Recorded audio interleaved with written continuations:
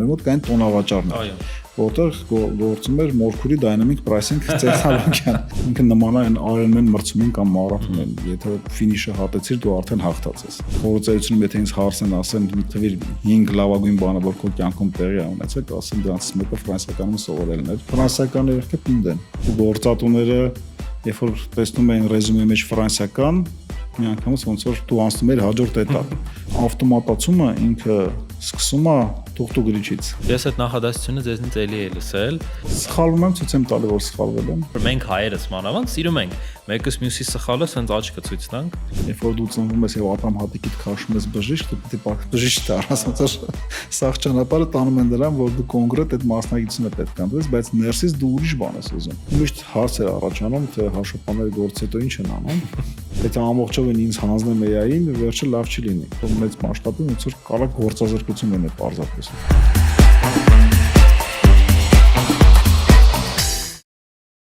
Ընկերներ, բարև ձեզ։ Դուք դիտում եք UFAR Alumni podcast-ը։ Մեր այսօրվա հյուրն է Գրիգոր Մակիչյանը։ Մակիչյան խորհրդատվական ընկերության հիմնադիրը։ Գրիգոր ջան, բարև ձեզ։ Բարև ձեզ, Սերգեյ։ Շատ ուրախ եմ, որ դուք էլ միացաք են շրջանավարտների ցանկին, ում հետ մենք Alumni մեր podcast-ը նկարում ենք, եւ շատ հետաքրքիր էր, որ Մակիչյան ազգանունը ես շատ եմ լսել։ Նախկինում տարբեր եւ բնականաբար կազմակերպությունից ելնելով եւ շատ հեռակակերպով ձեզ էլ իմանալով, բայց չգիտեի, որ դուք ֆրանսիական համալսարանից եք, որը ինձ համար փոքրիկ բացահայտում էր, շատ դրական բացահայտում։ Որոնք են ձեր հուշերը ֆրանսիական համալսարանից։ Հուշեր շատ կան, նախ շնորհակալություն հրավիրելու համար։ Ինձ համար մեծ ոնց որ պատիվ է ֆրանսիական համալսարանի կազմակերպած ոդքասթում խոսալ։ Ես ընդունվել եմ 2002 թվականին ֆրանսիական համալսարան, այդ 2 տարի շուրջ ինքը բացվել էր, ոնց որ կարելի ասած առաջի դիմորդներից էինք։ Այնուհետև ոնց որ 2004-ից 6-ը ծառայել եմ բանակում ու հետ եմ եկել, շարունակել եմ ուսումս։ Այս առումով ես 2 կուրսեցի ունեմ։ 2 պակալինիայի հետ եմ ոնց որ շփվել։ Դե ամենա ոնց որ հիշարժան բառը դրանք քննություններն էին։ Բնականաբար։ Որովհետև ֆրանսիական համալսարանը իր տեսակով տարբերվում էր մնացած համալսարաններից, այն առումով, որ միգուցե ընդունվելը որոշակի առումով ավելի հեշտ էր, բայց սովորելը բավականին բարդ, բավականին դժվար եւ ինքը նման է Ironman մրցումին կամ մարաթոնին, եթե ֆինիշը հատեցիր, դու արդեն հաղթած ես։ Իսկ երբ որ ավարտեցիր, արդեն հաղթած ես, հա։ Եվ այս առումով ոնց որ այդ ուսումը ֆրանսիական համալսարանում բավականին ոնց որ հետաքրքիր էր եւ խորհրդայությունում եթե ինձ հարցն ասեն, թվիր 5 լավագույն բանը, որ քո կյանքում տեղի ա ունեցել, կասեմ դրանից մեկը ֆրանսիականում սովորելն էր։ Որտեղ ֆրանսիականը շատ 2 կարևոր ոնց որ բան տվեց ինձ։ Մեկը դժվարությունները հաղթահարելու փորձառություն, մյուսը թիմային աշխատանք։ Սովորել ինչպես թիմով աշխատել, որտեղ դա էլ էր նորամուծություն, միջև այդ ոնց որ մեր բուհական ոնց որ համակարգում այդքան էլ տարածված չէր թիմային աշխատանքներ կատարելը։ Այդ առումով ոնց որ ֆրանսիական համալսարանը բավականին ունիկալ էր ու լավ ընկերներ ձեռք բերել, որոնց հետ մինչև հիմա կապ ես պահում, շատեր հետ նաև բիզնես հարաբերություններ ունես եւ այլն։ Այս առումով ոնց որ ֆրանսիական համալսարանը շատ կարեւոր դերակատարություն ա ունեցել իմ վրա, իմ կյանքի կայացման մեջ։ Այնպես է ստացվել, որ ֆրանսիականը ավարտած մարդկանց մեծ մասը իրենք աշխատում են ինչ-որ կազմակերպությունում, լինի դա հանրային ոլորտի ինչ-որ կազմակերպություն կամ մասնավոր, բայց քչերն են զբաղվում բիզնեսով։ Ձեր կարծիքով ինչի հետ մենք կարող ենք այդ փաստը կապել։ Բավականին բարդ հարց է։ Նախ մեր ժամանակ ընդունված էր, որ հայտնի էր այդ փաստը, հա։ Ֆրանսիականի շրջանավարտների 95 եւ ավել տոկոսը իրանք զբաղված էին, իսկ ովքեր չէին աշխատում կամ ծառայության մեջ էին բանակում կամ դեկրետ էին գնացել, այսինքն այդ փաստը ոնց որ ընդունված էր ու գործատուները երբ որ տեսնում էին ռեզումեի մեջ ֆրանսիական, միանգամից ոնց որ դու անցնում ես հաջորդ էտապ, որովհետև դա արդեն մեծ ոնց որ արժեք էր, որովհետև կար պատկերացում, թե այնտեղ ինչ տեսակի կրթություն են մատուցում, հա, մարդիկ ինչպես են, ինչ գիտելիքներ են ձեռք բերում եւ արդեն դու մի քայլ առաջ էիր եւ շատ հեշտությամբ կարող էր աշխատանքի տեղավորվել անկախ նրանից թե դու ինչ առաջադիմություն ես ունեցել ոնց որ ֆրանսիական համալսարանում սովորելու ժամանակ եղել ես կուրսում առաջի տեղում թե նախավերջի թե վերջում որովհետեւ եմ ասում դա նմանա բանին Ironman մրցմանը ֆինիշը հատել ես արդեն հաղթած ես եթե ավարտեցիր ուրեմն արդեն հաղթած ես իսկ ինչու են մեծամասնությունը նախընտրում բիզնեսով չզբաղվել այլ որովհետև բանը շատ խորքային գիտելիքներ է տալիս թե մենեջմենթի թե մարքեթինգի կարիերա ստեղծելու ոնց որ տեսանկյունից եւ մյուսը ոնց որ գալիս է մարդուց արդեն ինքը ոնց է պատկերացնում օրինակ ես ոնց եմ եկել դեպի գործարարություն Չնայած իծանն է մեջս եղել այդ ջիղը ինչ որ միշտ փորձել եմ ինքնուրույն ինչ որ բաներ անել ինչ որ նախաձեռնություններ անել բիզնես բայց ոնց որ հանգամանքներն են բերել դրան որ ես կարողացել եմ ոնց որ սեփական բիզնեսով զբաղվել Արդյոք իրատեսական է սովորել բիզնես անել առանց նույնիսկ այդ ձեռնարկատիրական ջիղը ունենալու Մարդը ժամանակի ընթացքում ենթարկվում է փոփոխությունների տրանսֆորմացիայի ինչ որ հանգամանքներից ելնելով հետեւաբար ճիշտ կրթություն ստանալու կամ ճիշտ մարդկանց հետ շփվելու շնորհիվ հնարավոր նաև ինքը ոնց որ սկսի ընդօրինակի ձեռնարկատիրությամբ զբաղվել Երկուսն էլ դիտարկել են Երկուսն էլ իհարկե դիտարկել են Դուք երկար տարիներ աշխատում եք բիզնեսի թվայնացման, ավտոմատիզացիայի ոլորտում եւ տեսել եք ինչպես էր այդ ոլորտը օրինակ 2010-ականների ընթացքում պլյուս-մինուս եւ հիմա Ինչ փոփոխություններ եղան, ինչպես էր ոլորտը այն ժամանակ եւ ինչպիսին է այդ ոլորտը հիմա Եթե խոսում ենք հայկական ոնց որ ասես թվայնացումից հայկական իրականության ավտոմատացումից այն սկսվել է 1987 թվականին երբ հիմնադրվել է հայկական ծրագրեր կազմակերպությունը ինքը առաջի հայկական ավտոմատացման եւ այս պայծառությամբ նաեւ ամենախոշոր հայկական ավտոմատացման կազմակերպությունն է ես թվայնացմանը այո 10-ականներից տեսել եմ եւ մինչեւ 14 թվական ես բաժանում եմ ոնց որ երկու մասի մինչեւ 14 թվական եւ 14 թվականից հետո Մինչև 14 թվականի դրությամբ բավականին քիչ կազմակերպություններ են եղել թվայնացված 14-ից հետո իրավիճակ փոխվեց ցավոք սրտի մեզ մոտ ոնց որ այդ այսպես ռուսերեն ասած տալչոկը միշտ գալիս է հարկային վարշավարության ոնց որ այդ խստացման պարագայում էլի կամ ինչ որ օրենքեր են ընդունում որ ստիպում է բերում է թվայնացմանը հա 14 թվականին օրենք ընդունեցին, որ որոշակի կազմակերպություններ, որոշակի շրջանառության պարագայում ՀԴՄ կտրոն տրամադրելուց պետք է վրեն ունենային ապրանքային անվանացանք, ոնց որ տպագրած։ ՀԴՄ-ի վրա, այո։ ՀԴՄ, այո։ Այդ 14 թվականն էր, նոյեմբեր ամսի, եթե չեմ սխալվում։ Այդ թվականից սկսած շատ բիզնեսներ ոնց որ գնացին դեպի թվայնացում։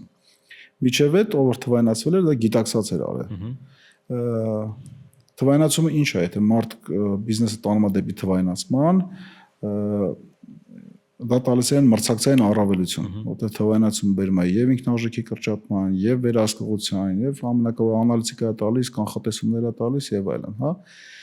Եթե այս գիտակցության պես մոտիկանում թվայնացմանը դու հաղթած ես։ Եթե պարտադրված ես գալիս դեպի թվայնացում, հա, գործերը ոնց որ այդքան էլ լավ չեն։ Կամ ժամանակի ընթացքում գալիս է այդ գիտակցումը ու սկսում ես արդեն համապատասխան գործիքներ ներդնել։ Ինչքան շուկան մրցակցային է, այնքան թվայնացումը ավելի մեծ տեմպերով է զարգանում։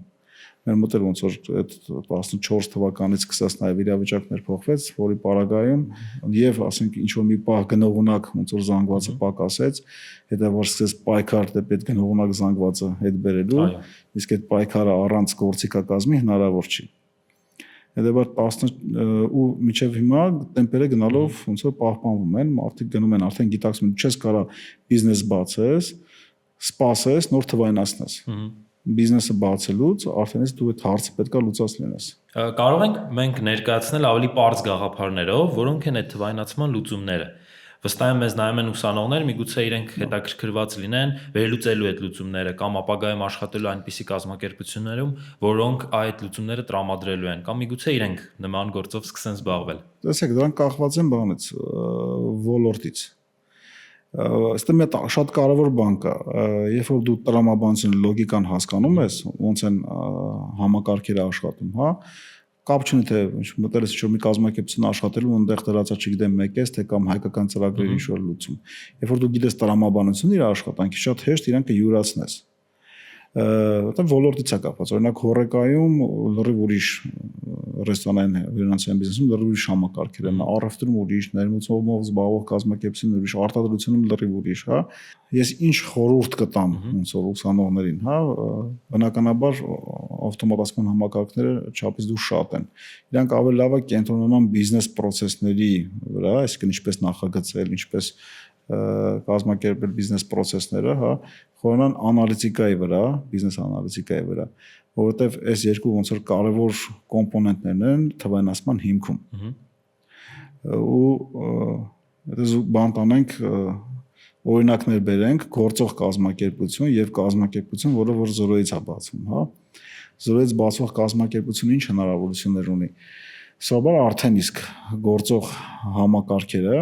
իրանք իրանց մեջ ներառում են տվյալ ոլորտի բիզնես process-ները։ Այսինքն միջև այն թե ոնց պետք է աշխատի քո կազմակերպությունը, դու շատ հանգիստ կարող ես ոնց որ համակարգի ֆունկցիոնալին ծանոթանալ, հասկանալ ինչ բիզնես process-ներով են անցնում, այդ բիզնես process-ները ներդնես, դրա վրա արդեն ներդնես այդ համակարգը։ Կազմակերպիչներ կան, որ ունեն ինչ-որ չափով ավտոմատացում կամ ուզում են մեկ մակարդակ վերև բարձրանալ, ավելի խորը գնալ, իրանք էլ ոնց որ կարող են երկու ճանապարհով անցնել։ Հստակ գծել իրենց բիզնես process-ները, դրա հիման վրա ներդնել համակարգ, կամ բերել համակարգ, եւ որի մեջ կա արդեն, չգիտեմ, best practice-ը, ընտրել ինչ-որ մեկը եւ իրենց մոտ տրանսֆորմացնել։ Ավտոմատացումը ինքը սկսում է թուղթու գրիչից, այսպես ասած, մինչև դու քո բիզնես process-ները չես նկարագրում, որը որից հետո է, իրավունք չունես ավտոմատացման համակարգ ներդնելու։ Հակառակ դեպքում դու ոնց որ քաոսը կավտոմատացնես քո մոտ։ Ես այդ նախադասությունը ձեզնից էլի եմ լսել, որ մասնագետն է այդ աշխատանքը իրականացնում։ Արդյոք հենց ձեր կազմակերպության աշխատակիցներն են անում, թե դա սովորաբար հենց հաճախորդ կազմակերպությունը պետք է արդեն պատրաստի գրված ունենա բոլոր բիզնես process-ները թղթային տարբերակով, որը հետո դուք արդեն կարողանաք թվայնացնել։ Մենք մեր մոտ չունենք հատուկ մասնագետ, մերը հիմնականում փորձի հիման վրա է եւ նախընտրում ենք, դրանք երկու տարբեր բան են։ Ամեն մեկը պետք է իր գործով զբաղվի, հա։ Բիզնես process-ների նկարագրությունը, տրանսֆորմացիան դա լրիվ այլ ոնց որ գիտություն է, լրիվ այլ ուղղություն է եւ դրա մեջ պետք է համապատասխան մասնագետները խորանան։ Ավտոմատացնողը արդեն գալիս է վերցնում է այդ ոնց որ դոկումենտացիան եւ դրա հիման վրա իր աշխատանքը կատարում է։ Այս երկուսը նաև հնարավոր է համատեղել, այսինքն կազմակերպության տեսակից ելնելով, այնտեղ կարա հատուկ բաժին լինի, որ նաև այդ ծառայությունն է մատուցում։ Բայց դա ավտոմատացում կատարող կազմակերպության հիմնական գործառույթ չի։ Իսկ այս պայդրությամբ ինչ նոր հնարավորություններ կան շուկայում կամ մի քանի տարվա կտրվածքով ինչ նոր մոտեցումներ կան, որոնք միգուցե դրսում օգտագործվում են, բայց Հայաստանում դեռևս հայկական բիզնեսը չի սկսել օգտագործել։ Դժվար է այդ հարցին պատասխանել, դե հիմա ավելի շատ խոսքը գնում է AI-ի կիրառության մասին։ AI բավականին շատ օգտագործում են մեզ մոտ, կազմակերպությունները սկսել են թե աշխատակիցների մակարդակով, թե կազմակերպության մակարդակով, process-ը բավականին լավ է, դինամիկան լավ է, այդ գործիքը կազմի ներդրման։ Այստեղ բանը նես չի, որ մեր մոտ իրականում կան շատ լուծումներ, որոնք շատ ավելի լավն են, քան թե ինչ-որ դրսային լուծումներ։ Խոսքը գնում է հայկական մշակված լուծումների մասին։ Այո, հայկական մշակված լուծումների մասին։ Մենք սրա մասին գիտեինք, դրա պատճառով 2000, եթե չեմ սխալվում, 17 թվականներին նախաձեռնեցինք Be-Automated-ը։ Be-Automated-ի էությունը կայանում էր նրանում, որ միտեղ հանդիպացնենք գործարարներին եւ ոչ միայն գործարարին, այլ նաեւ մենեջմենթի մարդկանց, ովքեր ոնց որ կազմակերպության մեջ կարևոր դերակատարություն ունեն եւ ավտոմատացման լուծումներ առաջարկող կազմակերպություններին, որովհետեւ շատ ժամանակ մեր գործարարները չգիտեն, որ նմանատիպ ինչ որ լուծում կա կամ նմանատիպ կազմակերպություն կա, որ այդ Հայաստանում մատուցում է եւ դրան դրսում են ման գալիս, այլտեղ են ման գալիս, հա։ Be-Automated-ի նպատակն էր, որ այս ամեն ինչը միտեղ հավաքի եւ երկկողմանի ոնց որ շահեկան բան ապահովի։ Մի քանի տարի անդադ ոնց որ արեցինք, մի պահ ոնց որ պատերազմից հետո պաուզա տվեցինք Հիմա նորից ուզում ենք վերսկսել։ Իսկ լուծումների տեսանկյունից բնականաբար կան պատրաստի լուծումներ, որոնք արտասահմանյան են, կան լուծումներ, որոնք հայկական են, եւ եթե ես ճիշտ եմ ուսումնասիրել, շատ երկար ժամանակ ձեր թիմը ուղղակի կարծես ինտեգրատորի ֆունկցիան իրականացներ, բայց նաև այս բան արդեն հնարավորությունն է ձեր մշակած լուծումները տալու։ Ինչպես եղավ այդ որոշումը։ Տեսեք, ֆրանսիականը ավարտելուց հետո աշխատանք եմ անցել հայկական ծրագրեր կազմակերպությունում, շուրջ 5 տարի այնտեղ եմ աշխատել, որից հետո նոր արդեն հիմնադրվել է Մակիչյան Consulting-ը, որը զբաղվում էր միմիայն հայկական ծրագրերի պրոդուկտների ներդրման խորհրդատվություն մատուցելով։ Ինչ որ պահից սկսած մենք սկսեցինք շուկա բացվել գործիքակազմեր հավելյալ, որը լրացնում են հայկական ծրագրերի լուծումներին։ Հետո ավելի խորը գնացինք եւ սկսեցինք ստեղծել մեր սեփական լուծումները։ Մենք մինչեւ այս պահ շարունակում ենք մնալ հայկական ծրագրերի գործընկերը, մեր ոնց որ լուծումները չեն հատվում իրար հետ։ Մենք ստեղծեցինք հիվանդանոցների ավտոմատացման ոնց որ լուծում, հոսպիտ ոնց որ անվանումով, որը ամբողջովին առողջապահական ոլորտին է նվիրված եւ բուժ հաստատությունների, թե կլինիկաների, թե հիվանդանոցների ավտոմատացման համար է։ Մյուսը մի հատ բաց կար շուկայում, մենք ունենք հայկական ERP համակարգ տարածված։ Միգուցե առանձին կազմակերպություններ ոնց որ իրանց մոտ գրել են եւ մի քանի տենց փոքր տեղներ դրել են, բայց sense մասսայական լուծում ինչպեսին է ոնց որ ռուսական 1S ERP-ին մեր հայկական իրականությունում չկա։ Նույնիսկ հայկական ծրագրերի հայկական ծրագրեր ունի հծա ձեռնարկություն ոնց որ համակարգը, որը էլի դիտարկում է որպես ERP, բայց ոնց որ 1S ERP-ն շատ ավելի ոնց որ այլ ֆունկցիոնալ ունի, դե պատճառը որն է, ինքը գրվել է մեծ շուկայի համար, իր վրա շատ մեծ ռեսուրս է ծախսվել, հա, մոդուլները շատ են եւ այլն։ Հայկական ծրագրերի լուծումները հիմնականում բան են, իրանք ասես տերմին գոչնի, կառավարչի լուծումներ, այսինքն մասսայական են։ Այո։ Անհատական ոնց որ ինչ-որ բաներ չեն արվում։ Այս պայմանությամբ բանը բանկային լուծում ունի հայկական ծրագրերը, հետ խորհրդային տարածքում, եթե չեմ սխալվում, միակ կազմակերպությունն է, որ համ ունի բանկային լուծում, համ հաշվապահական լուծում, համ առևտրային, այսինքն ամբողջը բանը մի կազմակերպության մեջ է։ Մենք ուզում ենք ստեղծել նորարարական հայկական ոնց որ ERP համակարգը, որը ստեղծման process-ի մեջ է եւ առանձին մոդուլներ ունենք, որ բավականին լավն են եւ շատ տեղեր ներդրված են, աշխատում են, հա։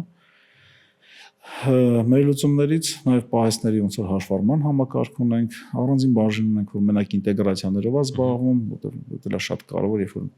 տարբեր համակարգեր խոսեն իրար հետ ու մեկ ոնց որ ամբողջական բանի մեջ աշխատեն։ Իսկ այդ բոլոր համակարգերի հետ դուք աշխատում եք, բայց որքան ես գիտեմ, դուք ծրագրավորող չեք։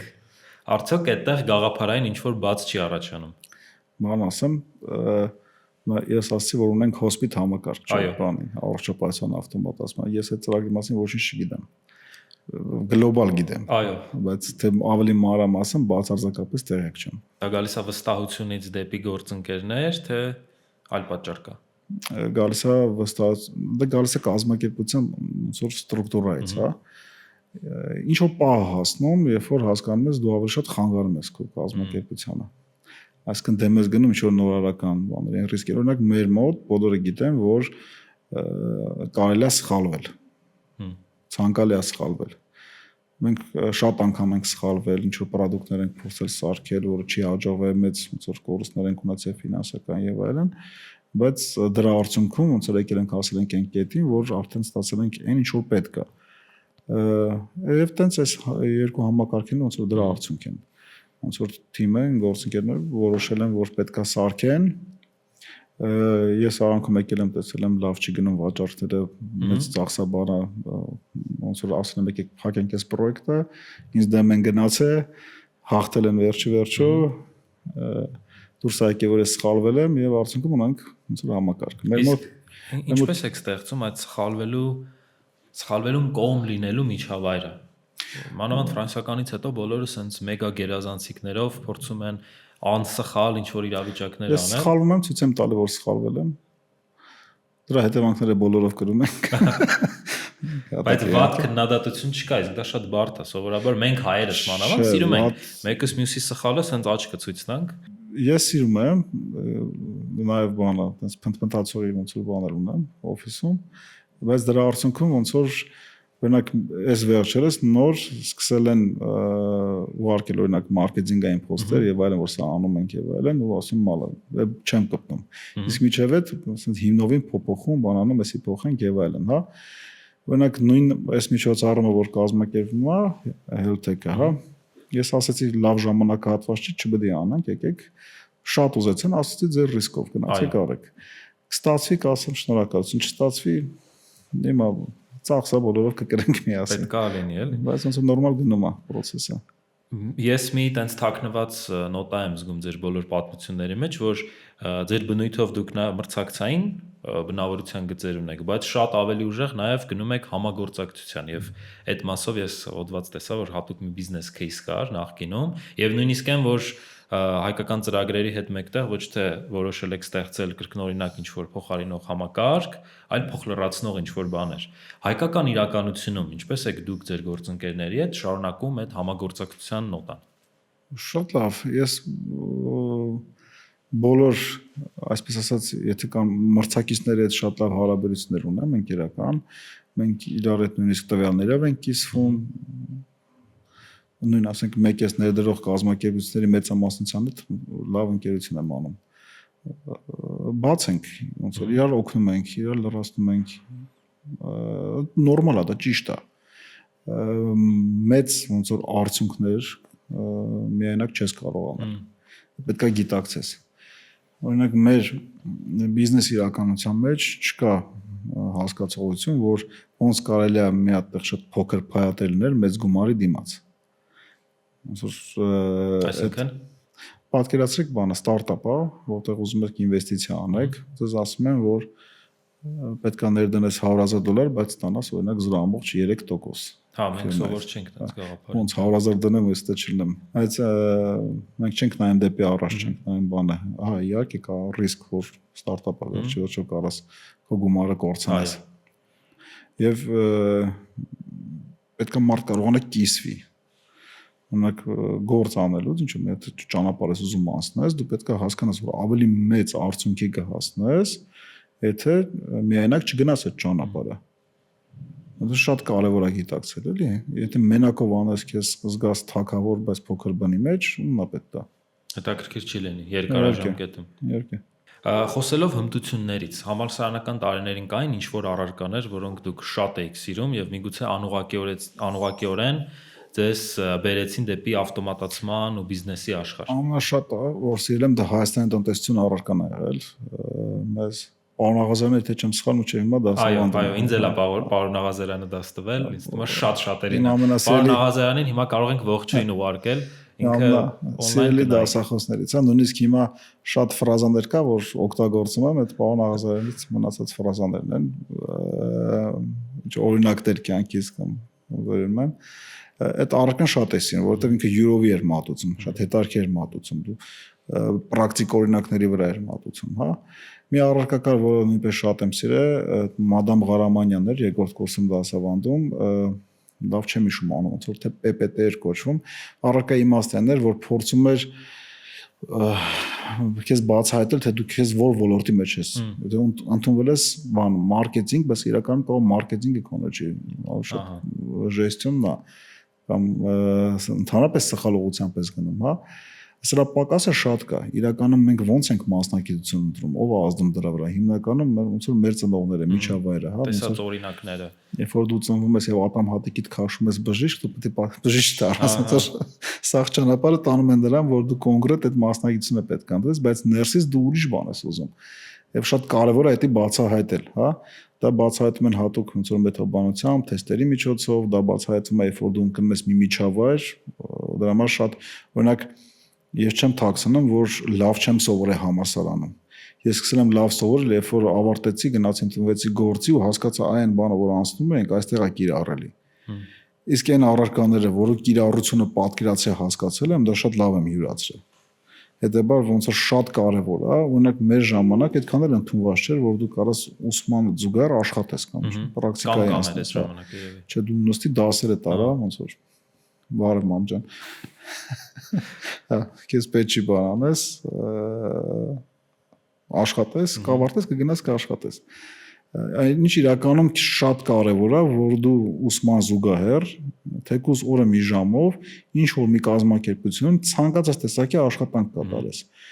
Որտեղ դու տեսնում ես այդ ոնց որ պատկերը ու հասկանում ես, թե օրինակ ես գիտելիքը որտեղ է ներդրում, քոնը որն է, որ ուղղությամբ զարգանաս եւ այլն, հա։ Դրա համար բանը ոնց որ խրախուսում են, որ պարտադիր թեկուզ շատ չնչին աշխատավարձով կամ անվճար մտեք պրակտիկայի անցեք աշխատեք ուսմանը զուգահեռ որովհետև այլ իրականությունն էլ կա։ Եթե ուսմանը զուգահեռ չափավորած, բալանսավորած աշխատում եւ սովորում ես, դու շատ ավելի լավ ես սովորում, իմ կարծիքով։ Կարծիքներ կան, ինչ որ առումով ես էլ իմ օրինակով տեսել եմ, որ արդեն 2-րդ, 3-րդ, 4-րդ կուրսից սկսում ես աշխատել ու ինչ որ պահի դրությամբ այդ աշխատանքային պարտականությունները հատեղ դու գումար ես աշխատում, ավելի հետաքրքիր են թվում կամ ավելի մեծ պատասխանատվություն ես զգում ու դասերը մի քիչ երկրորդ, երրորդ պլան են։ Առաջին կուրսում ամառային արձակուրդները պետք է գնալ պարտադիր պրակտիկայի, ինչ որ մի կազմակերպությունում ցանկացած աշխատանքի, ուզում եք պահակություն արեք։ Երկրորդ կուրսում էլի կարելի է նույն ձև ոնց որ եթե ձմեռը եւ ամառը տալիս են էլի անցնել, երրորդից կարելի է թեթև, չնայած որ երրորդից նագորսկան էլ է բարձրանում ուսման մասը, հա։ Բայց դե ուսանողը կհաղթի, ակշաղող դիրքում կլինի, 4-րդ կուրսում էլ պարտադիր ֆրանսիական երգը պինդեն, դիմացկուն, միանշանակ։ Այնպես է ստացվել, որ տարիներ առաջ ես մի քիչ հաշվապահական տենց ինչ որ առաջադրանքներ էի անում եւ մի խումբ գոյություն ուներ, ես չգիտեմ հիմա մեզ նայող մարդիկ այդ խմբի հետ առնչություն ունեցել են թե չէ, բայց ովքեր այդ ժամանակ հաշվապահ էին կամ ֆինանսական ինչ որ հարցեր ունեին ու փորձում էին ճիշտ պատասխանը գտնել կամ նոր օրենք էր դուրս եկել եւ պետք էր այդ օրենքը ոչ թե 4 կերպ մեկնաբանել, այլ գտնել նորմալ, ռեալ կիրառելի մեկնաբանությունը, կար մի խումբ Facebook-ում հիմա էլ կա, որը կոչվում է հաշվապահները գործից հետո, ճիշտ է։ Եվ այնպես է ստացվել, ես չգիտեի, որ դուք այդ խմբի հիմնադիրն եք։ Հիմնադրել եմ իմ ընկերոջ հետ, Արթուր Գևորգյան, միասին մագիստրատուրա էինք անում հաշվապահության ուսուցման միջազգային կենտրոնում։ Դե ես շատ եմ առնչվել ոնց որ հաշվապահության հետ։ Եվ այդ երկրորդ կուրսում երբ որ այդ առարկան անցնում ենք թե ինչ եմ ուզում դառնամ, իրականում տենց ես հասկացել եմ ուզում եմ դեպի հաշվապահական ուղղությամբ գնամ։ Մենք ոնց որ հայկական ծրագրերում հաշվապահական ծրագրի խորհրդատվություն ենք մատուցում եւ բնականաբար բավական լավ ծանոթ ենք հաշվապահական հաշվառմանը եւ շատ ենք շփվում հաշվապահների հետ։ Ու միշտ հարց էր առաջանում, թե հաշվապահները գործից հետո ինչ են անում։ Սկզբում նպատակ կար, որ ինչ-որ մի հատ լիցքաթափման միջավայր բացել, ժամանակ Facebook-ը նոր-նոր էր ոնց որ ակտիվանում այդ խմբերը զարգանալի եւ այլն։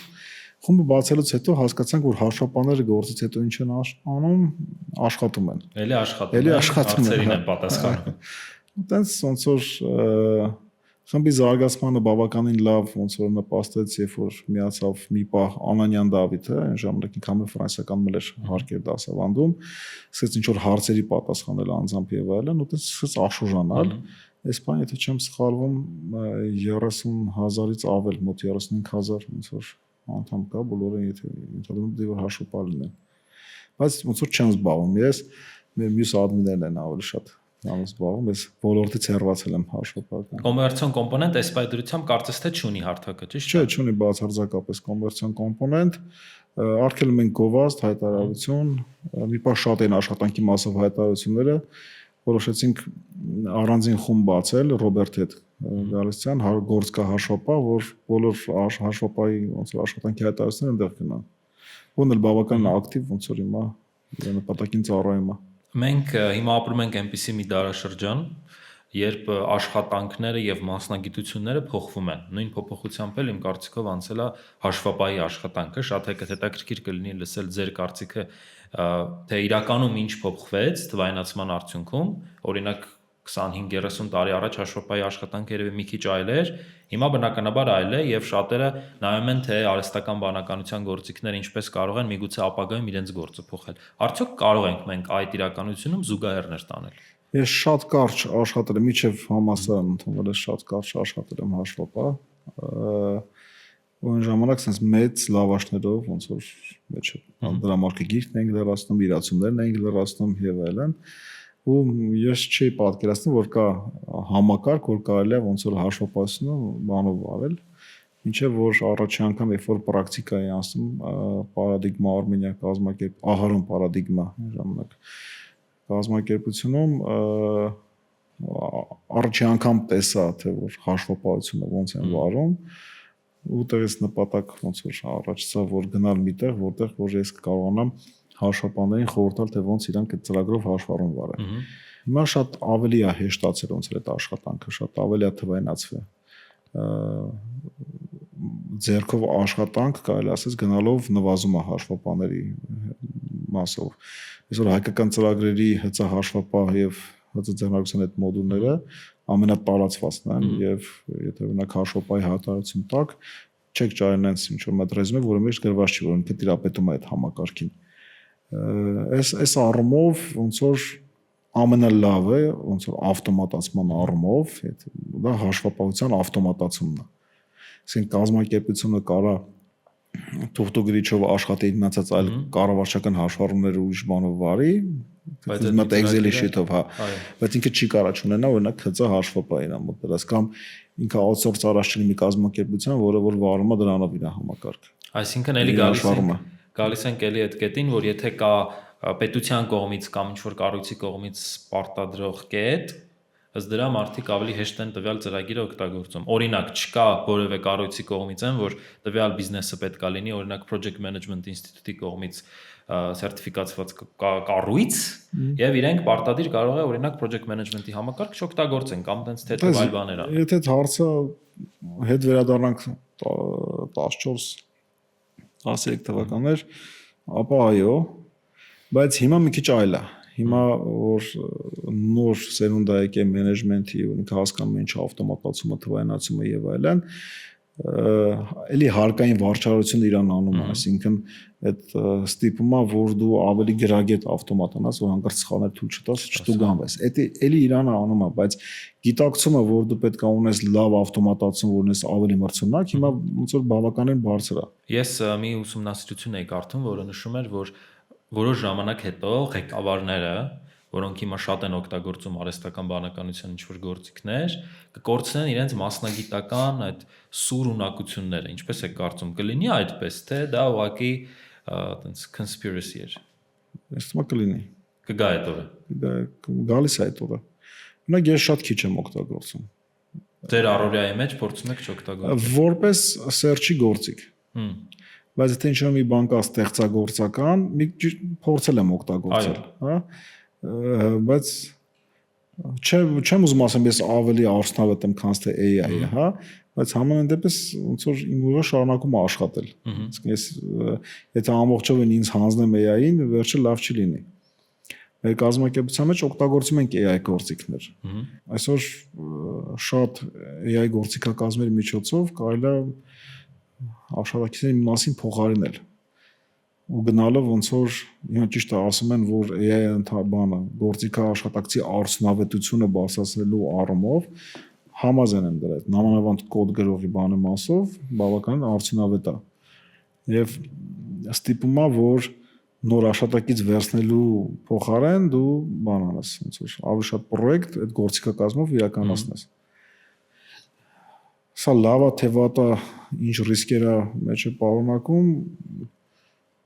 չգիտեմ, ես ունեմ իմ պատկերացում այս մասով։ Որոնք են այդ պատկերացումները։ Եթե այս տեմպը շարունակվի, AI-զացիայի այսպես ասած, հա, լավ բան չի լինի։ Լավ բան չի լինի։ Մենք ավելի շատ կունենանք գործազուրկներ։ Այս պայմանությամբ ինքը օգնում է, որ աշխատանքը ավելի լավ կատարես։ Առանց մարդ կրճատելու, լավ sense ասեմ, հա։ Միգուցե առանց նոր մարդ ներգրավելու բայց այդ հարցը գալիս է այդտեղ այսինքն տնտեսության զարգացման ինչ որ հարցեր կառաջանան եւ իմ կարծիքով մենք դեռ չենք պատկերացնում այդ համակարգերի ռեալ ինքնարժեքը այսինքն այս պայդրության միգուցե ծրագրերը տրվում են զեղչով կամ սերվերային ծախսերը շատ չեն բայց ինչքան գնա ու գնա իրենք այդ հարցին կգան դա տարածված ասենք բաներ տարածված մոտեցում է նույն շարժ օրինակ համակարգերը տրամադրում են մի տարեան վճար, չգիտեմ, մի ամիսան վճար եւ այլն, հետո արդեն գալիս է բանը, ոչ թե չասենք խայծ, այլ մարքեթինգային ինչ որ ռազմավարություն է։ Դա հետո ինչ կարժենա մեր վրա, դա էլ ոնց որ կարող նույն գինը մնա, չեմ կարող ասել էլի։ Բայց համենայն դեպս դիլեմա է։ Չօգտագործես ոչ ընչանում ես, օգտագործես, շատ օգտագործես, էլի քեզ վատ է լինելու։ Վատ, բայց հենց այս բան չօգտագործես, չկիրառես, շատ վատ է։ Հա։ Ոնց որ հետ ես մնում ամեն ինչից։ Երևի ձեր օրինակն էլ ֆիքսելով, ինչպես եւ կյանքում ամեն ինչ համովա չափի մեջ, այսինքն որոնման գործիք որպես հրաշալի որոնման գործիք է, բայց արդեն գաղափարների գեներացման մասով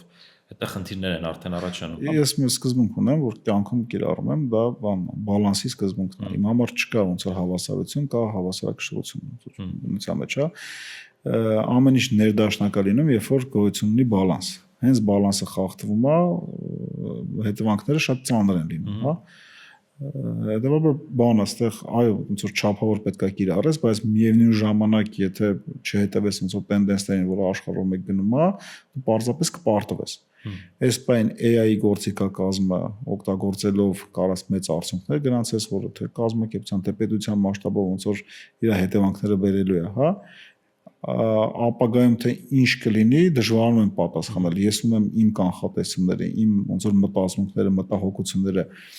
արդյոք դա իրականություն կդառնան, չեմ կարող ասել։ Բայց որ sense առաջացքից նայում ես, տեսնում ես, որ մեծ մասշտաբի ոնց որ կարող գործազրկություն լինի պարզապես։ Մարդիկ ինչ են անելու։ Խոսելով AI-ից եւ վախենալու ապագայից, մենք պարտադիր հիմա պետքա խոսենք շատ շոշափելի եւ հետաքրքիր արժեքների մասին։ Ես գիտեմ, որ կա մի գիրք, որի հետ կապված դուք հատուկ անակնկալ եք պատրաստել։ Ուրեմն կա հետեւյալ գիրքը, որի մասին ես գիտեմ, որ դուք ունեք կարևոր մի հայտարարություն եւ /անակնկալ։ Ես ուզում եմ ճիշտ ասած որոշակի ավանդույթներ դնենք ձեր ոդքասթերում, այսքան հյուրերը թող գիրք նվիրեն ֆրանսիականի գրադարանին, որ ուսանողները ոնց որ նայեցին։ Հրաշալի միտք էր, այո։ Գիրքը իմ լավ ընկերն է գրել, ինքը ոնց որ արկածային ժանրի թրիլեր, այսպես ասած, ոչ մի կրիպտո ուբիվայետ Արսեն Նահմատոնի գրել, որը ոլորտի լավագույն գիտակներից է, ոչ միայն Հայաստանի, այլ նաև ոնց որ աշխարհի մասշտաբով շատ կանխատեսումներ է արել, որոնք իրականացրել են։ Այս գիրքը իրականում պատմում է տղամարդու ուղին երիտասարդությունից դեպի հասունություն, հա, ինքը ինչ եւ այդ ամենը նաեւ կրիպտո միջավայրում ինչ փորձների միջով անցնում, ինչ ընկերները ձեռ բերում, կորցնում եւ այլն, հա, ոնց է տղամարդը կայանում։ Այդ առումով բավական հետաքրքիր է, ես խոսք կտամ ոնց որ գրադարանից վերցնել, կարդալ։ Եթե քչություն արես, մի քանի հատ կգնեմ կուղարկեմ։ Այո, գիրքը շատ շուտով արդեն կլինի գրադարանում, կկարողանաք։ Չհասրեցի հեղինակին տա ստորագրել, ինձ թվում է այդ սխալը կուղենք։ Հեղինակի հետ գանք, տեղում կստորագրենք, կգնանք։ Կարծում եմ գործընկերները շատ բաց կլինեն նման հանդիպում կազմակերպելու հարցում, եւ յուրաքանչյուր էպիզոդի վերջում մենք ունենում ենք մի հատված, երբ մեր հյուրը պետք է համընդհանուր խորհուրդ տա ուսանողին։ Բնականաբար շատ հստակ խորհուրդներ արդեն տվեցիք, բայց վերջնական ամենածանր հյութեղ խորհուրդը որը կլինի մեր ուսանողին։ Ինչ լինում է ոնց որ ինչ պատահում է ձեր կյանքում, այդ հետաքրքիր մոտեցում եմ, որին վրա եմ կիրառում, հա։ Օրինակ ինչ որ մի բան, եթե պատահում է, դու բացասական բան է, պատահում, ասում որ տենց է պետքա լիներ։ Այսինքն սա ինձ ապավագրեց մեկ այլ ավելի վատ բանից։ Ու դրա հետևանքով ես ավելի թեթև եմ այդ process-ները տանում եւ դա օգնում է կյանքում ավելի առաջ գնալու։ Այսինքն երբեք չվհատվեք եւ ինչ դժվարություններ եւ փորձներ առաջելով կանգնեք, շնորհակալություն այդեք, ասեք որ տենց է պետքա լիներ, բայց ամենակարևորը դեռս պետքա հետեւություն անել։ Ոչ թե թողել, որ նորից նման սխալ նման պետքա միշտ անալիզ անել, հետեւություն անել, շնորհակալություն հայտնել, որ դա տեղի ունեցավ, որովհետեւ եթե դա չլիներ, շատ ավելի վատ բան կարող էր տեղի ունենալ ու շարժվել առաջ։ Եվ վերլուծելով հայաստանյան շուկայի այժմյան իրականությունը, ինչ նոր բանի վրա եք հիմա աշխատում, որը միգուցե ապագայի հետ կապված հետաքրքիր խոստումներ են ունենալու։ Շուրջ 1 տարի է, ես ինչ ներգրաված եմ Bidigo պրոյեկտի մեջ։ Ինքը հայկական լրիվ նոր product է, հեղափոխական product է։ որի հիմնական նպատակը մանրածախ առևտրով զբաղվող ֆիզիկական խանութներին փրկելն է։ Մանրածախ ֆիզիկական առևտուր, հագուստի խանութներին, չգիտեմ, կոշիկի եւ աքսեսուարների եւ այլն, հա, որովհետեւ այս պայդրությամբ շատ լրջագույն մեծ խնդիր կա, աշխարհում մեկ է այդ խնդիրը, կա հստակ ձևավորված մարդկային վարքագիծ, որը կոչվում է շոուրումինգ, իսկ մարդիկ մտնում են խանութ ֆիզիկական, այլ շոշափում, հոտ են քաշում եւ այլն, խորհրդատվություն են ստանում, հետո դուրս են գալիս, գնում են on-line-ում ման են գալիս այդ ապրանքը։ Սա սպանում է մանրածախ առևտուրը։ Նույնիսկ Amazon ունի գործիքներ, որ գործիքա կազմի, որ դու մտնում ես խանութ, հնարավորություն է տալիս քեզ բարկոդը սկան անելու, ինքը հասկանում է, թե դու այդ պայն որ խանութում ես, այնտեղ ինչ արժի այդ ապրանքը եւ ավելի էժանա, ոնց որ քեզ առաջարկում է։ Բանը այդ մարդուն այդ առևտուրը հանելով ֆիզիկականից տեղափոխելով դեպի մարքեթփլեյսների հարթակ, հա։ Մենք եկել ենք հակառակ կողմից, այսինքն եկել ենք, ասում ենք հարգելի խանութներ ջան, մենք ձեզ տալիս ենք նույն գործիքակազմը, ինչ ունի մարքեթփլեյսը, բայց ֆիզիկական խանութում։ Դա շատ երկու հատ կարևոր բան կա, որ չունեն բաները, ֆիզիկական խանութները ունեն մարքեթփլեյսները։ Դա դատան է եւ pricing տեխնոլոգիան է։ Որ մարքեթփլեյսից ես օգտվում։ Amazon-ից օգտվում եմ։ Իսկ դու գիտես, որ Amazon-ը երբ մտնում ես ինչ որ ապրանք նայում ես, քեզ ուրիշ գինա ցույց տալի, մեկ ուրիշին այլ գինա ցույց տալի։ Չէ, ֆիքսել, Amazon-ից են վերցրել, Walmart-ից են վերցրել, հայկական տարբեր բաներից, բայց Buy-M-ից օրինակ, չգիտեմ։ Չէ, չգիտեմ Buy-M կա թե չէ, բայց օրինակ հստակ Valberis-ը, Amazon-ը, Walmart-ը, նույն Walmart-ը 2015 թվականին գնում է իր dynamic pricing-ի տեխնոլոգիան, թե չեմ սխալվում, $3 միլիարդ, հա, ու ոնց որ երամսակը փակում է ոնց որ 20% աճով, այսի պատկերացնես, հա։ Ինչի dynamic pricing-ի տեխնոլոգիան դրա հիմքում պետք է նախ լինի data մեծ քանակությամբ, հա, որի հիման վրա աշխատում է այդ dynamic pricing-ի տեխնոլոգիան։ Համակարգը հասկանում է, թե այս մարդը ով է, ինչ երախսության մոտ է, ինչա մանգալի հենց այս պահին։ Դրսի եղանակը ոնց ազդում իր վրա, ինչ իրադարձություններ է կյանքում տեղի ունենում, որն է իր սիրած գույնը եւ այլն, շարունակ եւ որոշում է, որ այս ապրանքը իրան կվաճառի այսինչ գնով։ Դա անում է on-line։ Դա արվում է marketplace-ի այդ ալգորիթմերի հիման վրա, որը կոչվում է ոնց որ dynamic pricing։ Դինամիկ ոնց որ բաներ։ Խանութներում նրա դա ստատիկ։ Ու մտնում ես, տեսնում ես այսինչ գինն է հայտարարած, հետո դրա հիման վրա զեղչեր են անում սեզոնային եւ այլն։ Բացի դա էլ խանութի ավտոմատացման համակարգերը, որ նույն CRM-ները, չգիտեմ, օգտագործում են, այնտեղ գեներացվում է նախկինում տեղի ունեցած դատան։ Real time-ում ինչա տեղի ունենում, այդ դատայի մասին ոչ մի խոսք չի գնում։ Այո։ Հա։ Նախկինում այս մարդը մտել է իմոտից այսքան առևտուր արա, այս գույնի բաները առ եւ այլն։ Թե այդ մարդու ճաշակը ոնց հենց հիմա փոխվեց։ Ինքը ինչ որ մտ բաներ նվեր ստացել, դրան համապատասխան ինչ էր ման գալիս։ Որ մտավ իր խանութ դուրս եկավ, պատճառը ո՞րն էր։ Այս ոնց որ դատային չեն տիրապետում ֆիզիկական խանութները, բայց մարքեթփլեյսները տիրապետում են եւ կարողանում մարդուն ֆիզիկականից տանեն դեպի բան, ոնց որ on-line։ Լուրջ ոնց որ ստատիստիկաներ կան դրսում, որ մարդկանց մոտավորապես 60%-ը, որ մտնում է խանութ, փորձում է ապրանքը on-line-ում ման գա։ Իսկ հիմա բավական հեշտացել է։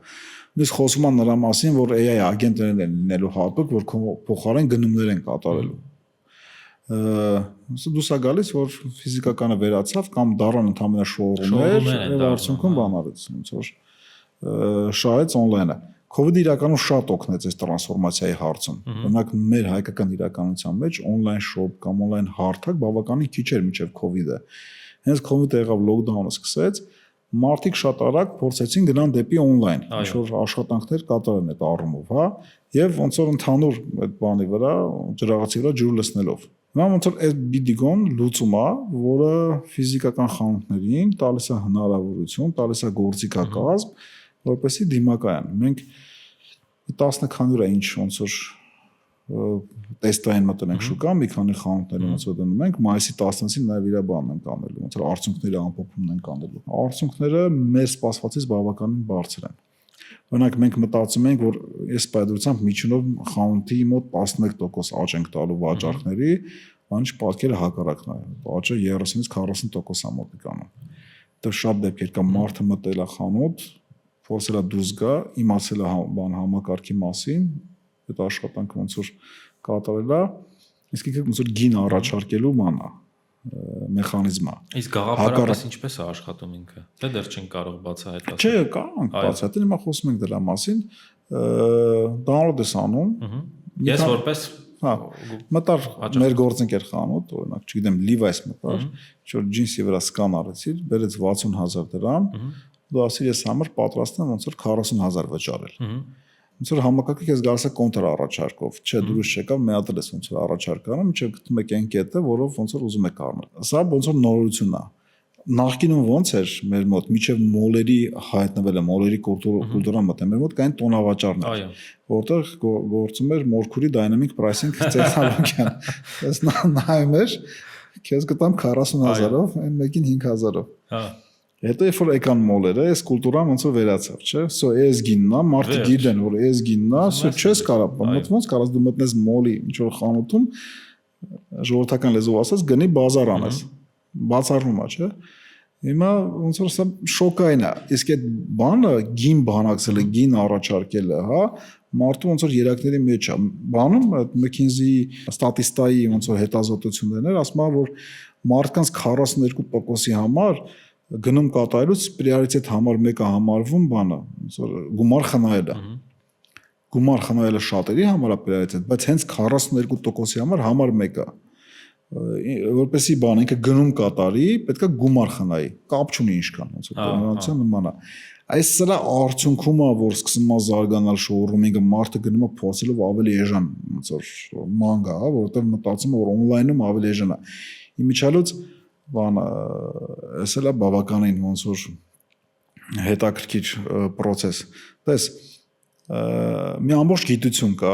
չգիտեմ, ֆրանսիականում վարքագծային էկոնոմիկայի մասով ինչ որ ժամեր կա, անցնում են թե չէ։ Հենց դաս կարծես թե չունենք, բայց տարբեր մասնագիտական դասերի ընթացքում թեմաները շոշափվում են, ինչքան ես գիտեմ, եթե հիմա ղեկավարությունն այլ է ֆրանսիականից, անպայման առարկա մտցնեն վարքագծային էկոնոմիկայի մասով։ Մենք մեր բիզնեսների հիմնականում գործում են գծային ոնց որ էկոնոմիկայի վրա։ Այսինքն մի քանի օրինակ ոնց որ բերեմ, պատկերացնենք, էլի։ Մեծ էկրանով հեռուստացույցեր հիմնականում վաճառվում են մարզերում։ Եթե տեխնիկայի խանութը ոնց որ սրա մասին չգիտի, ինքը փորձում է Երևանի վրա մեծ դիմով հեռախոսի վաճառք միացնել, ինքը բանանում։ Իսկ այդ վարքագիծը, որ ձևավորված մարդկանց մոտ, հա, որ մարզերում պետք է, որտեղ խի մարզերում մեծ էկրանով հեռուստացույց վաճառում, հա, որտեղ ընտանիքներով հավաքվում են, ավելի մեծ է, սեփական սուտա մեջ են ապրում եւ այլն, դրա կարիքը ավելի շատ կան։ Այո։ Նույնը ասենք, երբ որ էլի պարզ օրինակ բերեմ, մեր իրանցի բարեկամ ժողովրդի վրա, որ գալիս են Հայաստան գնումներ կատարելու, օրինակ, եթե այս վարքագծի մասին չգիտի խանութ բանը, ինքը չի կարող ավելի շատ իր վրա վաճառ կանի։ Իսկ ինչ ասում, պարսիկ տղամարդը կարա ընդհանրապես մի զույգ իր համար կոշիկ առնի եւ տարիներով չփոխի դա, այնինչ իր կնոջ համար 8 զույգ կառնի։ Որ դու ինքը մտել է մուլտիբրենդային խանութ կամ մտել է ոնց որ համ միտեղ որտեղ համ կանացի համ տղամարդու ծախում, դու փորձում ես իր վրա մեկից ավել զույգ ոնց որ տղամարդու կոշիկ վաճառես, պրավալա։ Այնինչ երբ որ փորձես նույնա կնոջ ոնց որ լինիայի վրա աշխատացնես, հաջողած է։ Անք ոնց որ վարքագծեր են, նույն այդ շոուրումինգը նույնպես վարքագիծ է ձևավորված։ Դե ինչի հիման վրա այդ վարքագիծը ձևավորվել, էլի խորը ոնց որ ուսումնասիրության կարիք ունի։ Այդ մասով երկու հիմնական ոնց որ գիտնականներ կան, Թալերը ու Քեյնմանը։ Մենք շատ խորտ կտամ մեր ուսանողներին կարդան Քեյնմանի Thinking Fast and Slow-ն, որը մանրամասն ոնց որ բացատրում է այդ վարքագծի ոնց որ էությունը, թե ոնց է մարդուն առասարակ ազդում դրա վրա, էլի։ Օրինակ ըստ Քեյնմանի մարդը ունի մտածողության երկու սիստեմ 1 եւ սիստեմ 2։ Կապ չունի իր ազգությունը, մաշկի գույնը, որտեղ է բնակվում եւ այլն, հա։ Սիստեմ 1-ը շատ արագ է, ինքը հիմնված է շորտքաթերի, հիշողությունների, էմոցիաների վրա, սիստեմ 2-ը մեր մոտ դանդաղն է, ոնց որ մտածողն է, հա։ Ծանր մտածող։ Ասում եմ 2 անգամ 2, ավտոմատ ասում ես 4, որովհետեւ սիստեմ 1-ի մեջ է նստած։ Երբ որ ասում 12 անգամ 56, միանում է քո սիստեմ 2-ը, ինչ որ բանաձև դա հաշվելու վրա։ Երբ որ մարդու սիստեմ 1-ի հետ անդադ աշխատում են, օնլայնում էժանա, բանա, գնա on-line-ի ծառ եւ այլն եւ այլն, հա։ Ոնց իր մոտ հստակ ժամանակի ընթացքում այդ ոնց որ սիստեմ մեկը ձևավորվում է, ու ինչ ասում ես, իր մեկա թվում on-line-ը, բայց այն չես կարող ապացուցեմ, որ Հայաստան շատ ապրանքները շատ ավելի էժան են ֆիզիկական խանութներում, քան նույն Թեմոյում, Վալբերիսում եւ այլն, հա։ Բարձրապես մարդկանց սիստեմ մեկի մեջ մտածա, որ on-line-ում էժան է։ Կամ չնչին տարբերություն։ Ես էլ եմ մի քանի ապրանք ֆիքսել եմ, որ շատ չնչին տարբերությամբ, հա։ Բայց բանը ոնց որ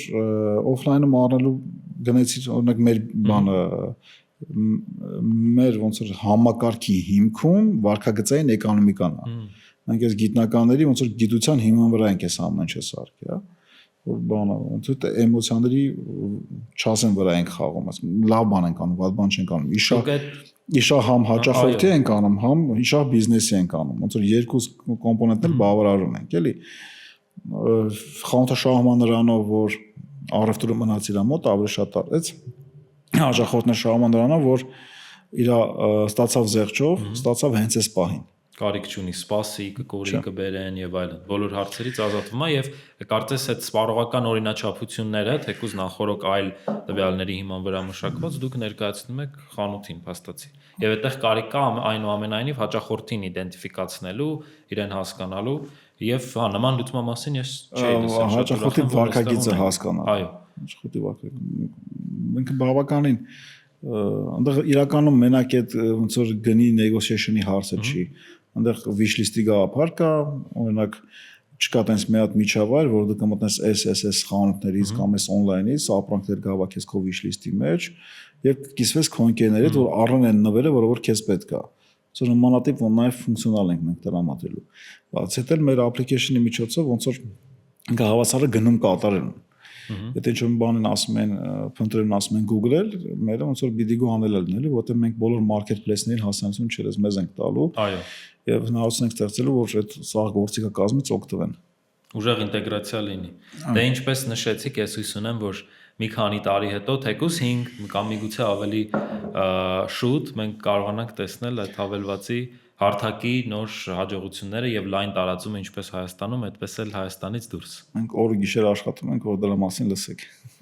Շատ ուրախ եմ, որ այդ նոր նախագծի վրա նման նորարար կերպով դուք եւ թիմը աշխատում եք։ Շնորհակալություն։ Գրիգոր ջան, շնորհակալ եմ շատ տեղեկատվական, հետաքրքիր, բազմակողմանի եւ ջերմ զրույցի համար։ Ես էլ եմ շատ շնորհակալ, իրոք շատ հաճելի էր։ Հուսով եմ, որ ելի արդյունքներ կունենանք հանդիպելու եւ